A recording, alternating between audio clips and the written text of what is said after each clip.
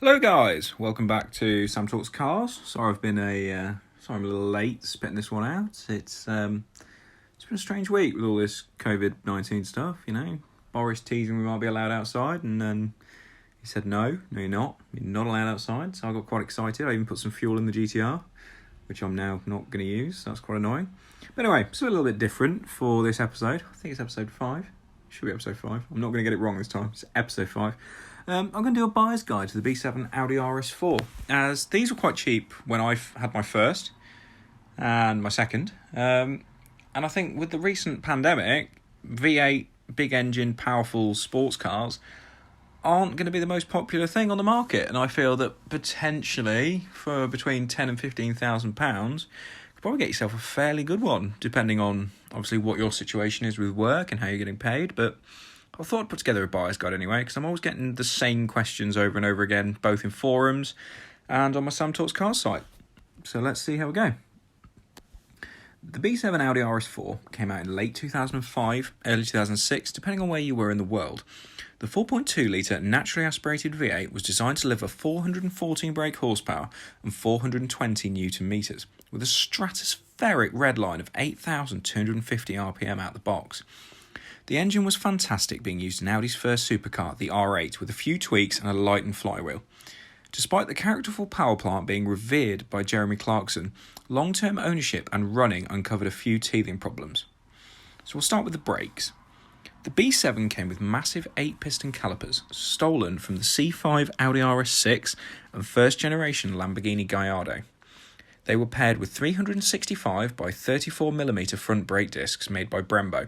These provided great stopping power. The discs proved to be the weak point, however, with the drilled surface often filling with brake dust and then failing to dissipate the heat. You're then met with an unpleasant vibration through the steering wheel and brake pedal. The main cure for this was to have your discs skimmed or opt for aftermarket replacements. Being floating bells, neither of these are particularly cheap. So with the disc situation, literally as little as a few hundred miles. They're very, very delicate, the Brembo setup, so you can fit them to the car. You need to be very, very careful of the hub of the car, so you literally need to give it a little bit of sand if you can with some coarse sandpaper. Of course, fit some grease to the hub before fitting the discs. But you can even bed them in properly. You can follow any rule in the book regarding bedding them in. But the usual weakness I found, certainly on my first saloon as I was getting used to the platform, was when you're coming off a dual carriageway. So you're doing 70, 75 miles per hour, you come off a slip road, and you're obviously going through the gears and you're stopping at a roundabout, say, in 200 or 300 yards. That's not a big ask for a high-performance car. But the issue is you then have to guard against the brakes. So you'd brake, go through the gears, you come to a stop. As soon as you come to a stop, if you can see there's traffic coming, you pretty much need to be off the brake pedal and put your handbrake on. Because what's happening is, as you're holding on to the brakes, the pads and the calipers are pinching onto a certain part of the disc. So the heat is dissipating from all the other side of the disc that isn't stuck within the caliper. The bit within the caliper is still red hot. And for some reason, that just gives you this horrific vibration as if they're warped. It's very hard to warp a set brake disc on a modern car, but the B7 always feels like it's incredibly delicate. And it's easily done. I think skimming is about £150 or so, depending on where you have it done. But even still, if you just spent, I think, £650 on a front set of Brembos, you're going to be quite cross about that. Although Rayland Motorsport, they do some pretty good upgrades. They only send you the rotors, so you'll have to keep your own bells, get some new bobbins. But I think they're as little as £350. And I know a few friends running those, and they're actually a really, really good option. And certainly for me, when I was buying the B7, the front brakes were one of my biggest concerns with running costs. So Rayland could help you out there. And carbon, the main swear word for B7 owners. You may have noticed that I wrote what the power figures were supposed to be instead of the actual. Our little friend Carbon has a little involvement for that being the case. Most B7 and the later B8 models for that matter never made the quoted power figures, and over time the ports would be coated in carbon deposits. Every 40,000 miles or so, the B7 requires the removal of its inlet manifold and all 8 ports manually cleaning.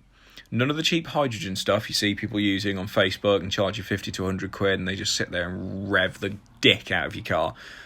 That just doesn't work. It can be preventative if you've just had a carbon clean, but it will not get rid of it because it's basically a horrible... Think of it like a hardened treacle. It's there, it's sticky, it's hard, it's not going to come off. The easiest way to do it is to use walnut shells and to blast the hardened carbon deposits away. This is around £500 or so, depending on where you have it done, again, where you are in the UK, etc. I've seen B7 RS4s run as low as 330 brake horsepower at the flywheel, which is 84 down on the stock figures. A healthy example in normal form will run 380, 390, maybe 400, but it's unlikely because the downpipes and the exhaust system is actually quite restrictive as well, out the box. But carbon cleaning, if you've owned one and it's not been done for a while, it feels like a brand new car. It feels completely different. Certainly when you put it in sport mode and give it a bootful, it's fantastic what it does. And on to suspension. Audi pioneered dynamic ride control, or DRC, and I believe this was in the C5 RS6 platform, so 2002, 2003 sort of time. It's a great setup when it's working. It's hydraulically paired diagonally across the car, I believe. So sort of as you pitch it into a corner, the side that's going to take all of the load will pitch and basically stop the body roll or minimise it a great deal. And it does work. I've driven cars with it, and it's a nice system. And it's not too harsh, it's not too firm or crashy either. But it's basically made of tissue paper, and it doesn't work very often. The B7 and the B8 RS4 are still plagued with reliability issues of the dynamic ride control system.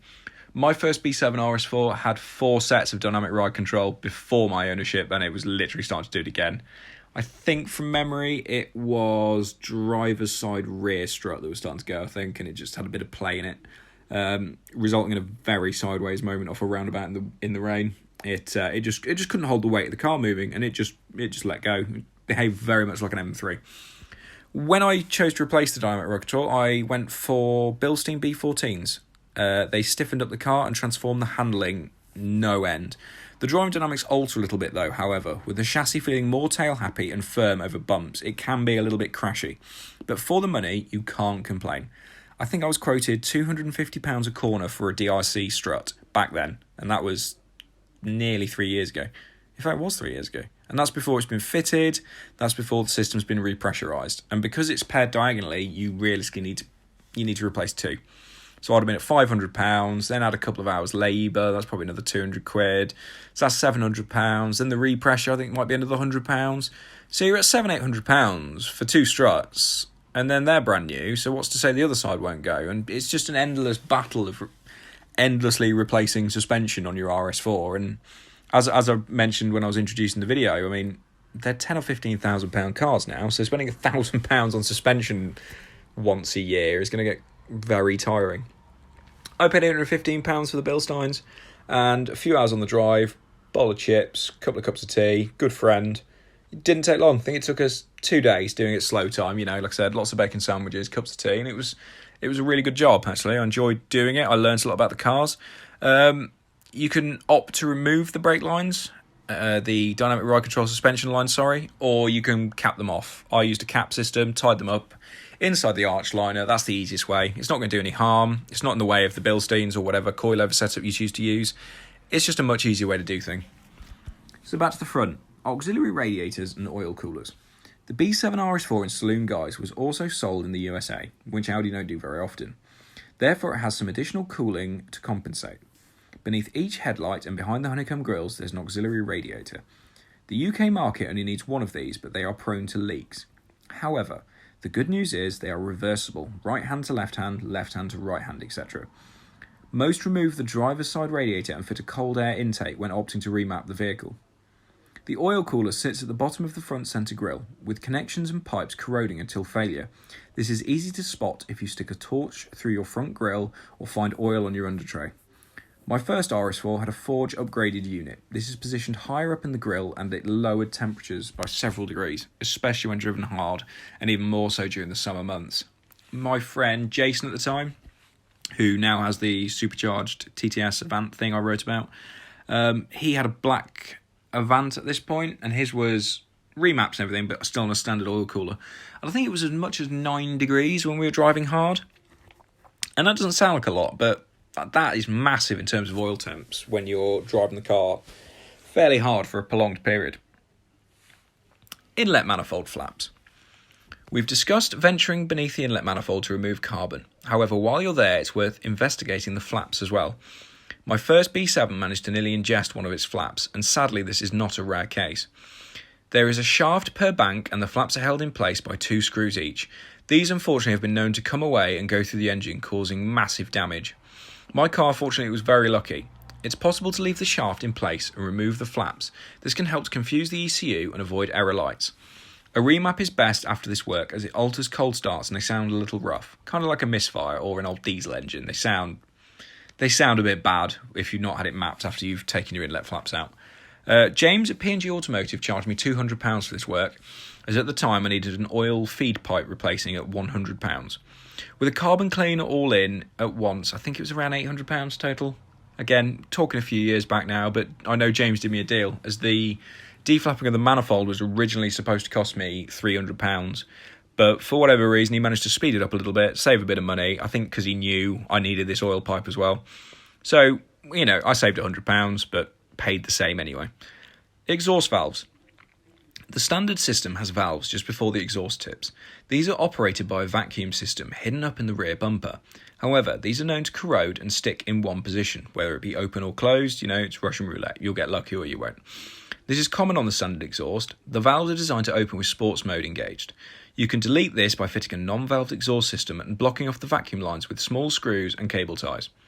You're welcome. I use small Phillips heads. I think the screws are maybe 10 or 15 millimeters, not very big, and you literally can screw them into the vacuum line, get them nice and tight, cable tie it around the shaft of the screw just to make sure that it stays there, and then just tuck them up out the way in the rear bumper. A little tip on the exhaust upgrades while I'm here. A resonated exhaust will have boxes in the centre section. These lower overall volume of the system and prevent drone. Non-resonated systems tend to be effectively straight pipes all the way to the back boxes. These are both louder but tend to drone at motorway speeds. So maybe you could opt for valves at the back and then you can have the best of both worlds. Certainly if you've got a family or small children, you don't want a horrible droning exhaust. Aluminium oxidization. The RS4 has mirror mounts fitted. These are made of aluminium. You will commonly see these looking white and powdery. This is aluminium oxidization. Whilst you can have these taken back and powder coated, it may be as well to just replace them, as the mirror overall is never the easiest thing to replace on these cars. The going rate for a pair of mirrors is around £400 upwards, so you'll want to be very careful removing them. The wings may blister as well, as these are also aluminium. Any good body shop will be able to rectify this, but chances are you'll end up having a full front-end respray to colour match. I know this from experience. I went in to have wings painted on my saloon. I ended up having both front wings done, the front bumper, the bonnet, the side skirts, the rear bumper, the boot lid, and something. I think the rear 3/4. I painted about 80% of the car and it cost me a lot of money, but it looked fantastic when it was done. And just the miscellaneous silly bits. Most Quattro drivetrain cars are very sensitive when it comes to tracking, so if you've given it a good whack with a pothole, you're best off having alignment checked as soon as possible. The B7 is more than happy to tow in and kill your tyres very quickly. Sadly, again, I know this from experience. Again, due to the Quattro, you may find the car tram lines depending on the tyres you're using. I've heard a lot of reports of Pirellis being bad for this. Most of the owners tend to prefer Michelin Pilot Sports. These transform the car both in levels of grip and tend to stop the car weaving around in the road, finding low spots. Seat bolsters don't always inflate correctly with Sport mode. If you have a car with the sculpted buckets, you may need to delve into the car's menu and turn this feature on. If you've retrofitted bucket seats, you will need a VCDS or VAGCOM unit to program these in. Oil consumption. Check your oil consumption. A litre every 1,500 miles or so is pretty common. However, if you're encroaching a litre every 1,000 miles or less, you may need to have the PCV valve replaced. This is a good maintenance item to replace during a carbon clean, and fresh oil afterwards doesn't hurt. Anyway, I hope this has been helpful for any prospective buyers out there. I love both of my B7s, and if I'm honest, they're worth nothing at the minute. So if you are considering looking at getting into one, I hope this has been helpful for you, and I hope you find a good car. Thanks, guys.